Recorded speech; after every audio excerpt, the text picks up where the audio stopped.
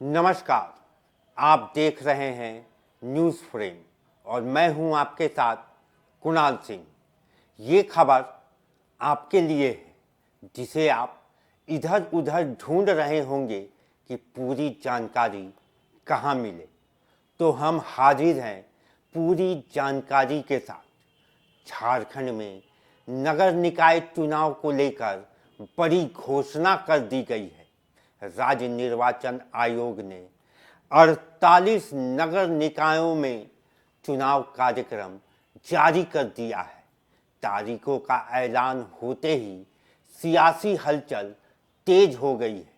तो आइए जानते हैं पूरी चुनावी टाइमलाइन और क्या है इस बार के अहम नियम और हर वो बारीक जानकारी जो कि मतदाता और कैंडिडेट दोनों के लिए बहुत ही जरूरी है। राज्य निर्वाचन आयुक्त अलका तिवारी ने प्रेस कॉन्फ्रेंस कर चुनाव की पूरी रूपरेखा साझा की है। घोषणा के साथ ही संबंधित सभी 48 नगर निकाय क्षेत्रों में आचार संहिता लागू कर दी गई है।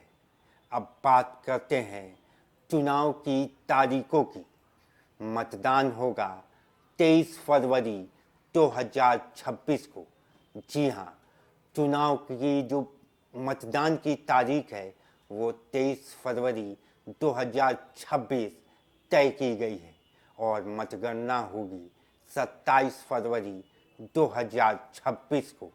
यानी 27 फरवरी को साफ हो जाएगा कि नगर सरकार की कमान किसके हाथ में जाएगी।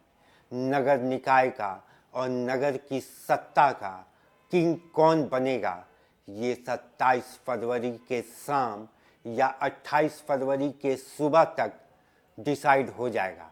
ऐसा हम इसलिए कह रहे हैं क्योंकि इस बार जो चुनावी प्रक्रिया है वो बैलेट पेपर से होगी और बैलेट पेपर की गिनती में काफ़ी समय लगता है। अगर आप चुनाव लड़ने की तैयारी में हैं तो ये तारीखें बेहद अहम है आपके लिए। 29 जनवरी से 4 फरवरी तक नामांकन दाखिल किए जाएंगे। 6 फरवरी को नाम वापस लेने की अंतिम तिथि है और 7 फरवरी को उम्मीदवारों को चुनाव चिन्ह आवंटित किए जाएंगे। जी हाँ, 7 फरवरी को आपको चुनावी चिन्ह आवंटित किए जाएंगे अगर आप नामांकन करते हैं तो। इस बार एक खास बात ये है कि चुनाव जो है वो बैलेट पेपर के जरिए कराया जाएगा, जैसा कि हमने आपको पहले भी बताया। और सबसे अहम, ये चुनाव गैर दलीय आधार पर होने वाले हैं और इसमें कोई दल नहीं होगा, कोई बीजेपी नहीं, कोई जेएमएम नहीं, कोई कांग्रेस नहीं। यानी कोई भी उम्मीदवार किसी राजनीतिक दल के चुनाव चिन्ह पर नहीं बल्कि निर्दलीय रूप से मैदान में उतरेगा।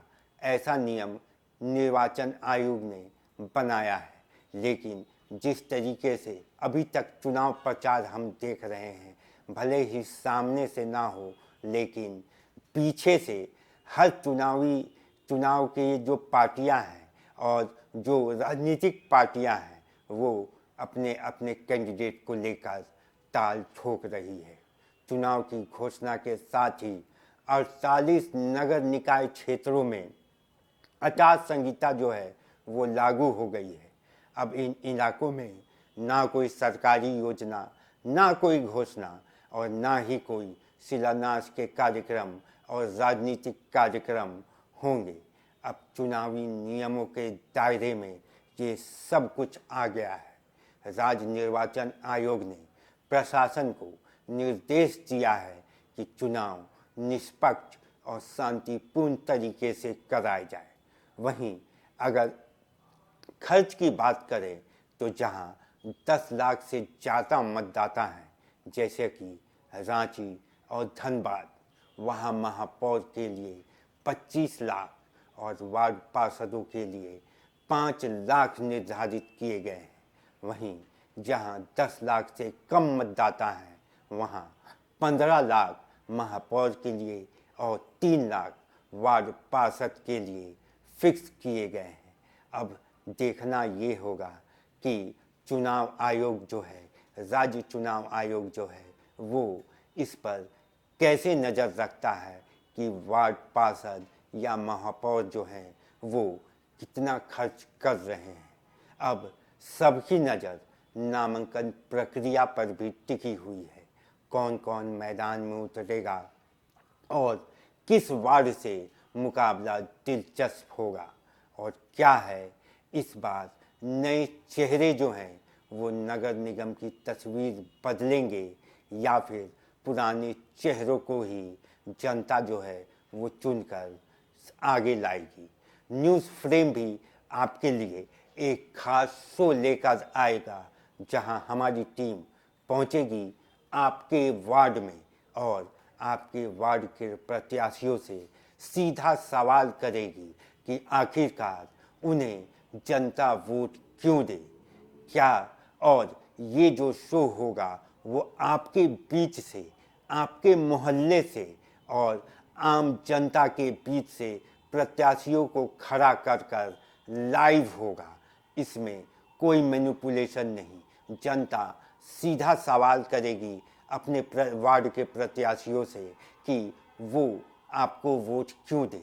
अगर आपके वार्ड में भी नाली की समस्या है, पानी की समस्या है, बिजली की समस्या है और रैन बसेरों की समस्या है या कूड़े की समस्या है, कोई भी समस्या आपके वार्ड में है तो आप हमें नीचे दिए हुए नंबर पर कांटेक्ट कर बता सकते हैं या फिर हमारे कमेंट बॉक्स में मैसेज कर भी हमें अपने मुद्दे आप बता सकते हैं, जिसे हम सीधे आपके वार्ड के पार्षद और जो उम्मीदवार होंगे पार्षद के उनके सामने वो सवाल सीधा रखेंगे और सीधा उनसे जानेंगे कि उनकी योजना क्या है अपने मोहल्ले को, आपके मोहल्ले को साफ रखने के लिए और एक सशक्त नगर निगम बनाने के लिए।